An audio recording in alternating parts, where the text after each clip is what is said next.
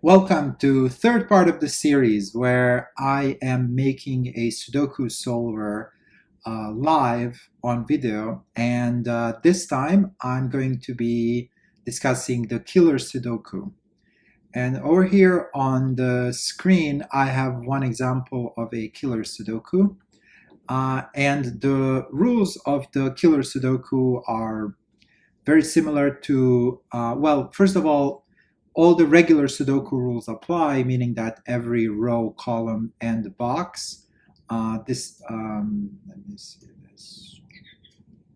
So this is an example of what I call a box. Like every row, column, and box has to have a single digit appear only once. And last time I implemented this as a uniqueness constraint. Now, in a killer Sudoku, we have these additional cages. So, for example, this is a one cage, or we can have this cage out here. And the rules are that within a cage, each digit must appear only once. So, meaning that this one and this one cannot be the same digit. And the next rule of the killer cage is the sum of the digits inside one killer cage has to be equal to the number that is written in this cage. So we're dealing with like sums of numbers.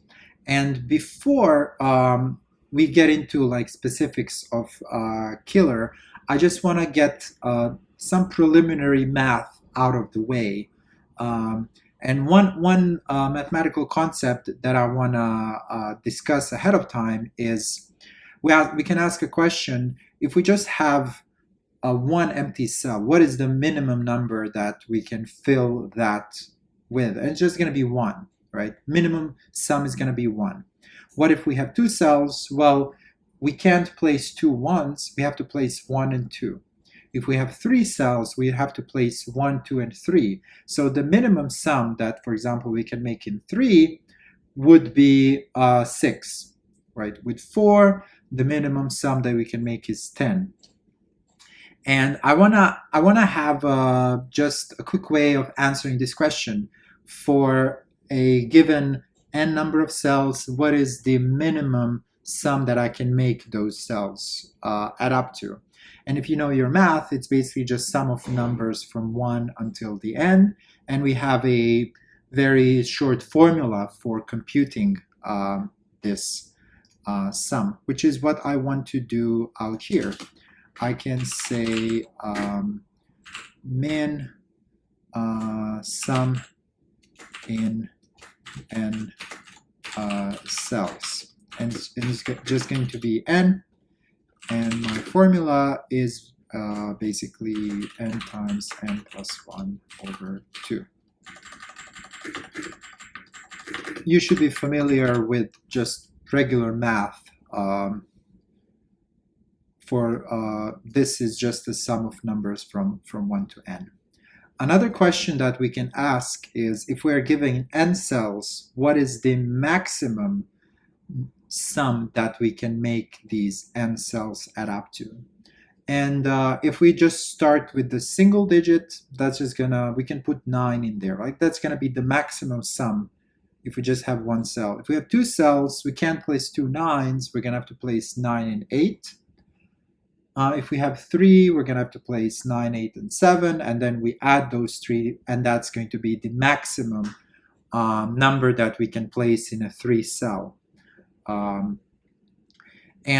the way that we can implement that, basically we can use this similar sum where we just have to go from 1 to 9, add all those numbers up, and then from there we can subtract the part that is before those numbers, right? So if we need to add 9 plus 8 plus 7, right, we can add all the numbers from 1 to 9 and then subtract from that from 1 to 6, and that's just going to give us the remainder. So the formula, let's say I'm gonna have S is going to be 9. So here S just represents the size of the size of the Sudoku. So I wanna make it parameterized so that if I ever want to change the size, I can just modify this single value S. So my formula has to be S times S plus 1 divided by 2, right? And then from there, I need to subtract this similar sum, but for S minus N, because S minus N are those elements that I don't want to be included in the sum. And I've done that in Wolfram Alpha, which is just a mathematical engine. So I'm taking S times S plus 1 over 2, and then Sn minus 1 plus 1 divided by 2. So this formula, if I plug it into Wolfram, it simplifies into this formula, half n 2s plus 1 minus n. So I'm just going to use that formula because it's least number of operations.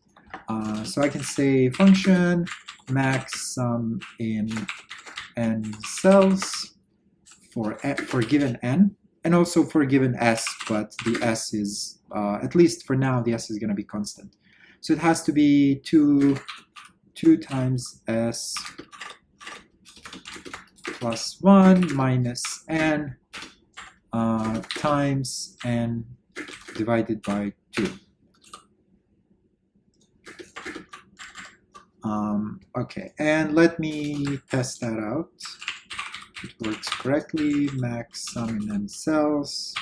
I need, yeah, if I just take 9,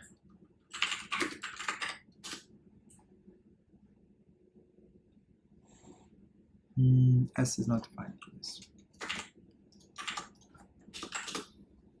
45, maximum in one cell is going to be 9, maximum 2 cells, 17, which is 8 plus 9. So I think this works correctly. And in min cells, this should give me 3, so I think this works.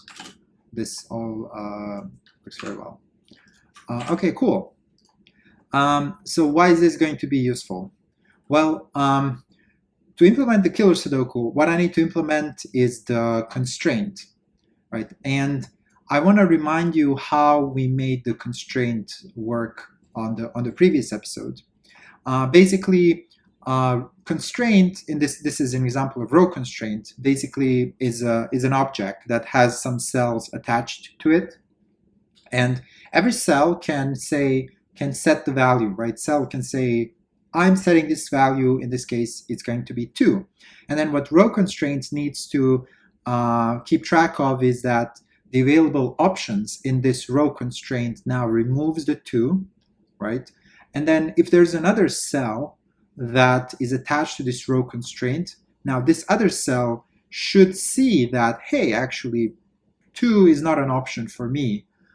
So that's kind of how this propagation works. So what every constraint needs to be able to answer is the question: what are the available options for a given cell as a part of my constraint? Now, luckily, killer Sudokus, they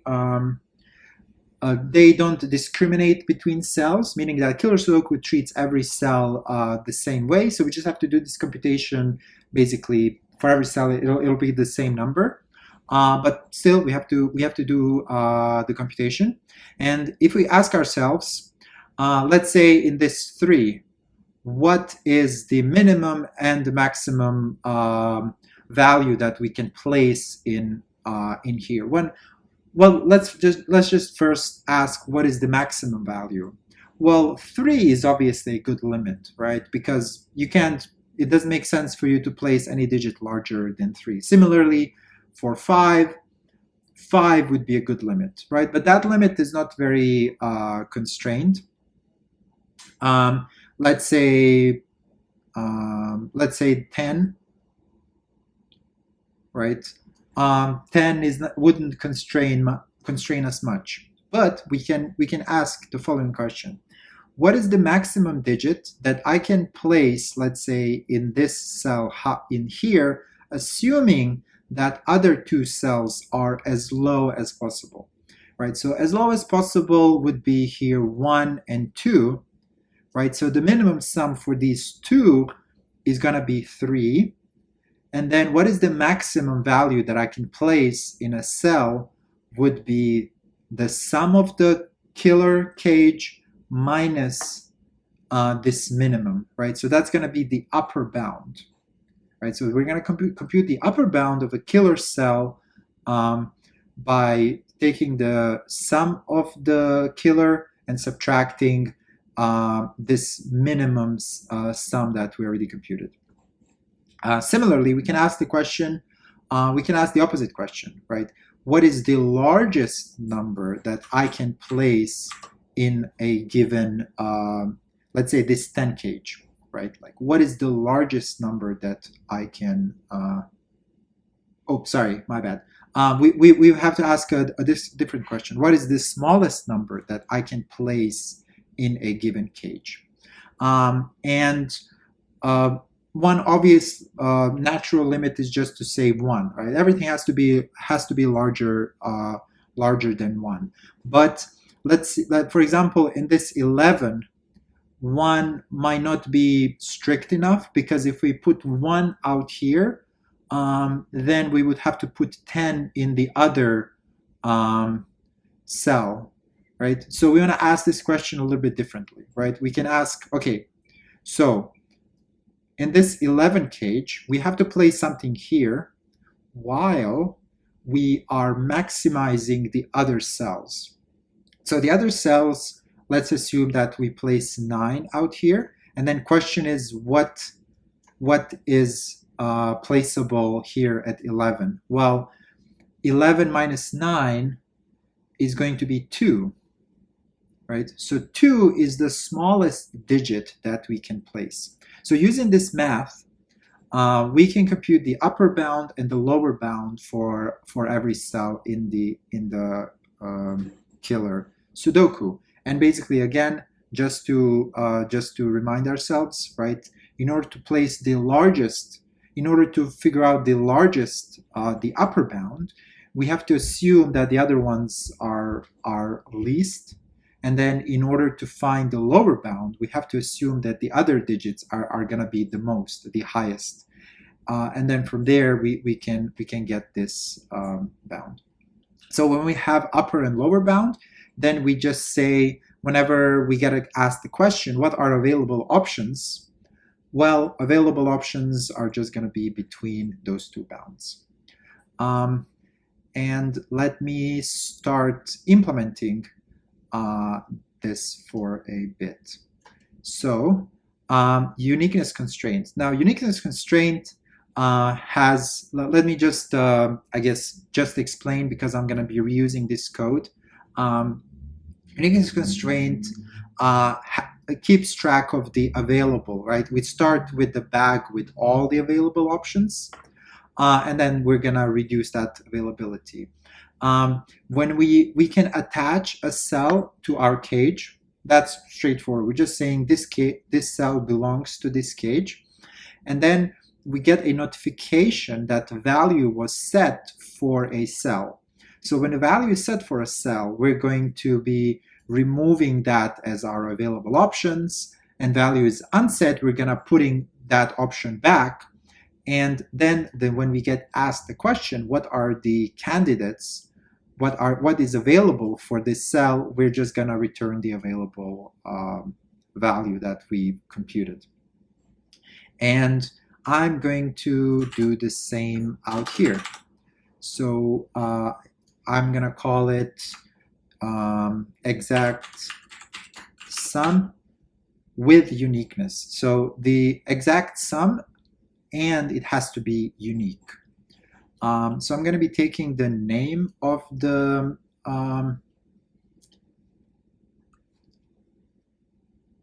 name of this constraint, and I'm going to be taking the sum that this constraint adds up to. So it's just going to be this dot sum is 0, is sum.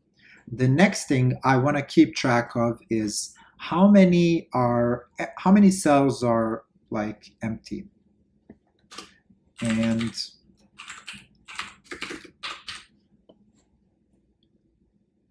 the reason why I want to keep track of how many cells are empty is because when a digit is placed in a killer cage, then that reduces the killer cage by 1, right? If a killer cage was size 4, but one digit is placed, that effectively reduces it to killer cage of size 3 with the reduction of the sum constraint.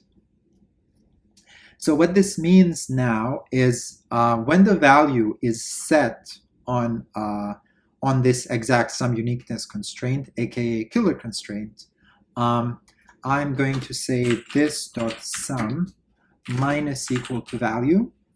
So the remaining cells have to add up to less now, and I'm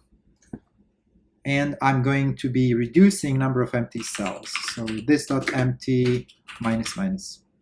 One thing I forgot to say is that when we are attaching a cell, we should increase empty by 1. And I can add here to do verify that cell is not set. This will happen, but I just want to make I'll add some assertions in the future. This dot sum. So what happens when I unset the value? If you remember, when we are doing our solving, we're going to be placing a digit, then trying out the rest. But then if we don't find a solution, or if we do, we just want to remove that placement and then put something else. So we have these values set and unset. So in this case, we need to implement the unset, which is meant to just reverse everything that set was doing. So we just have to reverse.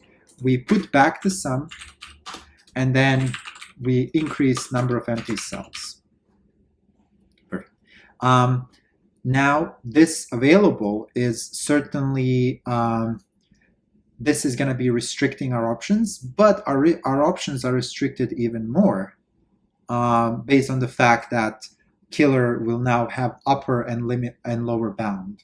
So what we want to do is we want to return this dot available, right? That is still a valid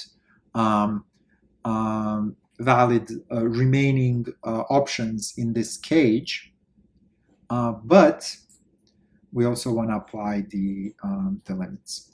So how do we compute the limits? So we can say upper bound. Well, upper bound starts with 9. That's kind of, and lower bound is 1. That's kind of trivial. That's trivial. What else? Well, I wanna have a separate logic.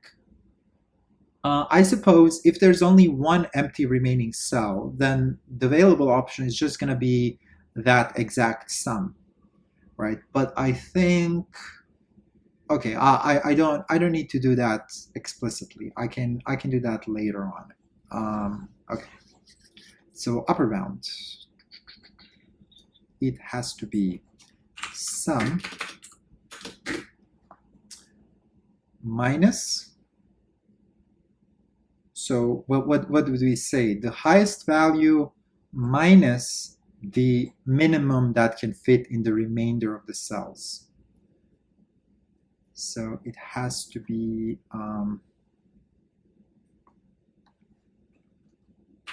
minus min sum in n cells this dot empty minus 1.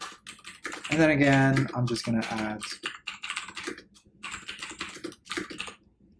I still haven't figured out how to do these assertions exactly,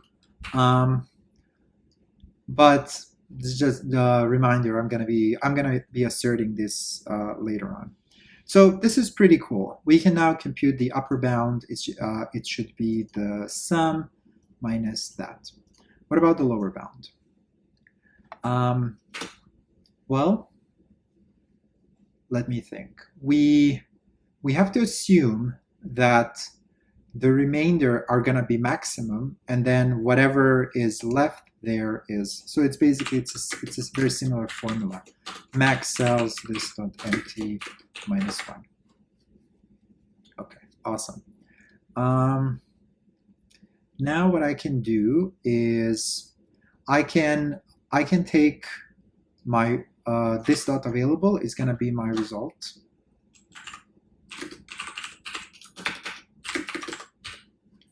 And from that result, I can chip away the ones that should not be part of it. So I'm not sure if this is the best way to do it, but I'm gonna do it anyways.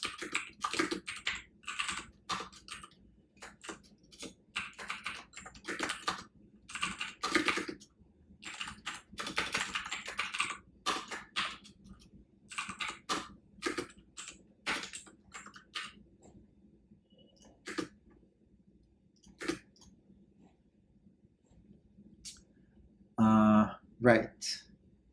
So we start from 1, and while we're lower than the lower bound. So the lower bound is really like lower or equal. Okay, so like I was saying, we don't want to remove the lower bound, and we can do the same thing for the upper bound. So we start with upper bound plus 1, while I is less or equal, while I is less or equal to S, so meaning that we go until 9, and then we just removed, and that is going to be our result. Okay, so I don't need this board anymore. I'm just gonna remove the classic Sudoku fillings because we're doing killer Sudoku. So let me test what I made so far, whether it works or not. Okay. So the way I'm gonna do that is I'm just gonna add like a killer cage out here on these first 3, and test it out really quickly. So I can make a killer is new. What is this going to be called? Exact sum uniqueness constraint. K1, and the sum is going to be, let's say, 10. And then I need cells of 0 dot add constraint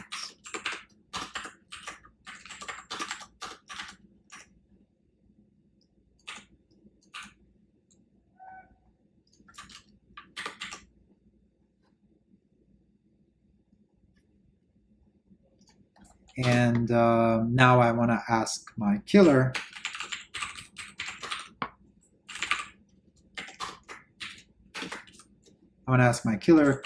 what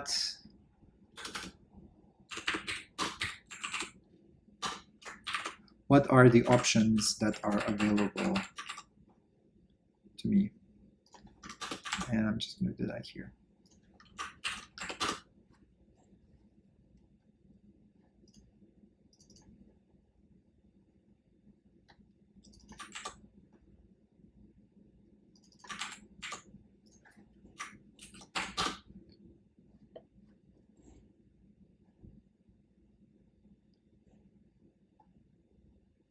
I have a couple of just silly bugs.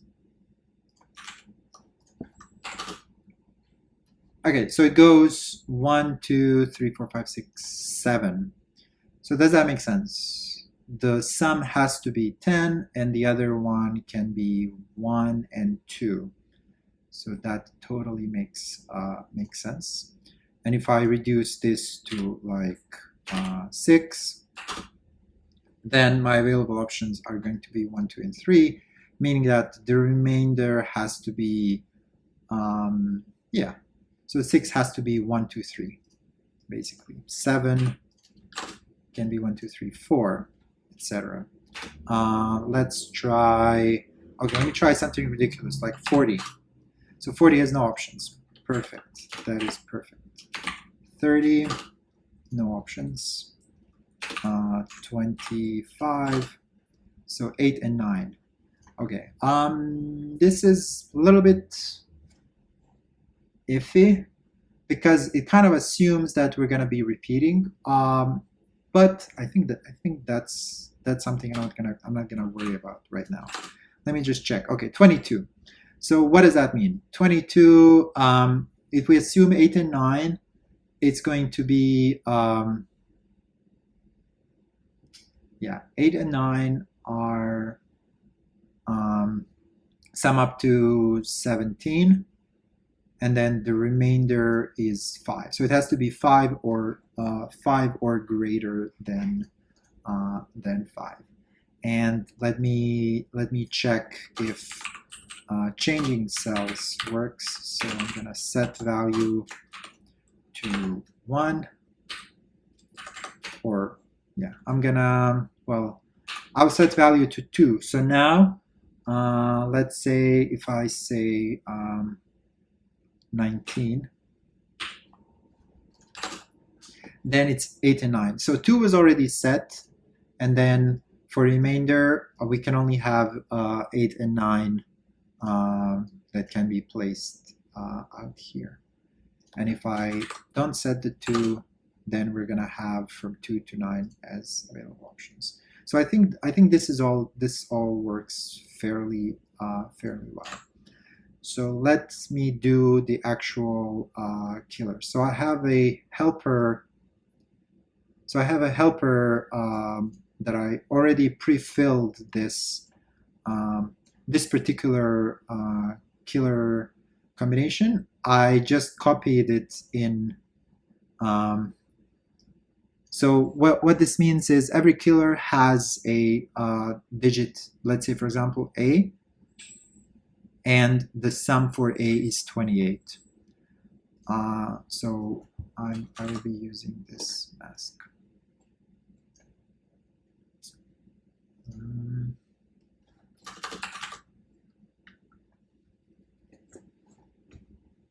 So how do we do that? Well, first of all, I have to create these killer constraints, and I can do that just based on the killer capacity. So I can say that killer constraints is, it's going to be a map, and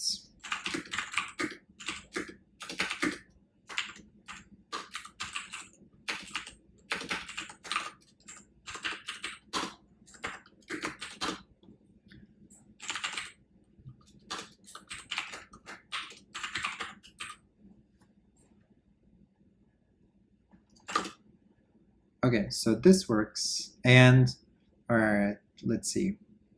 So out of these killer capacity, I'm pulling out all the keys, which is going to be from A to Y.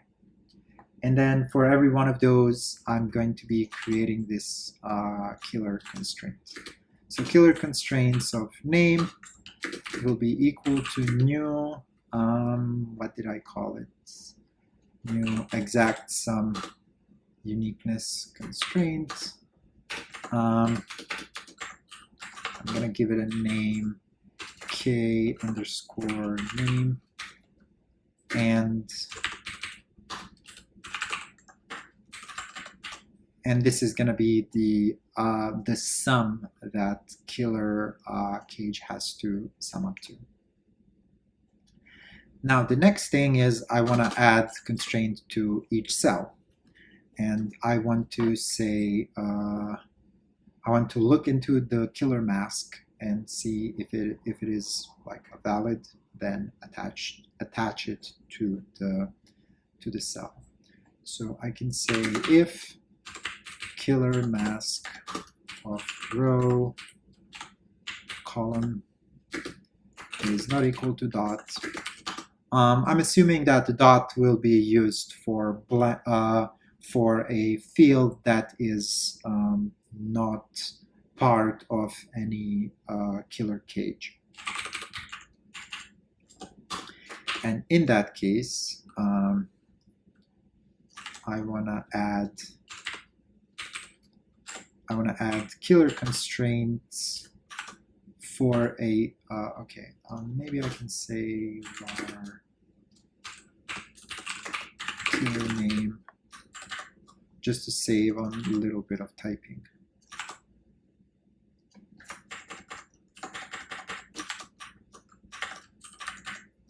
Or to make it a little bit nicer. All right, so I've added a constraint to the cell, and now technically we should be able to do the backtracking because all we did was just implement the constraint just like we were doing previously. So depth.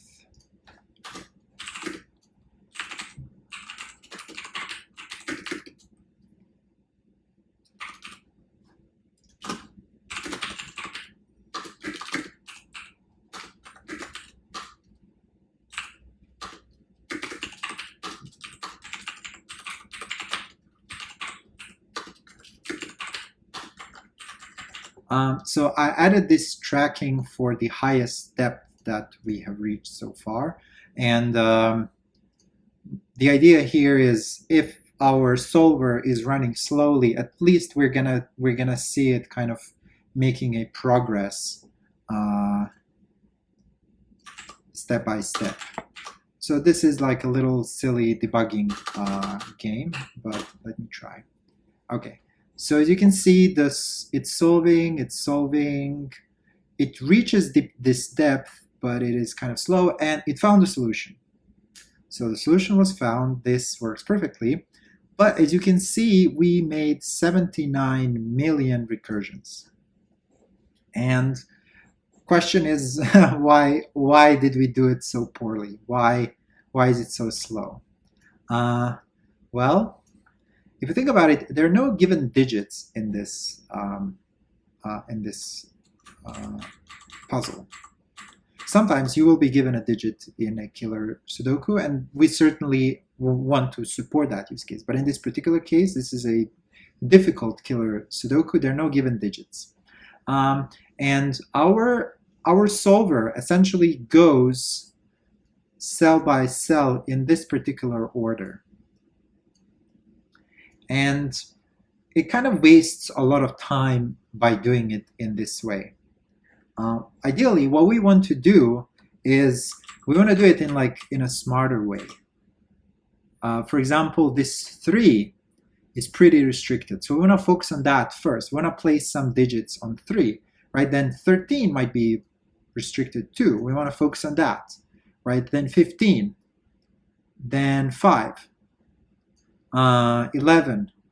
I'm not putting these in the right order, but you can see I guess 3, then 4. Those two are most restricted. So ideally, what we want to do is we want to focus on placing digits in those more restricted cages.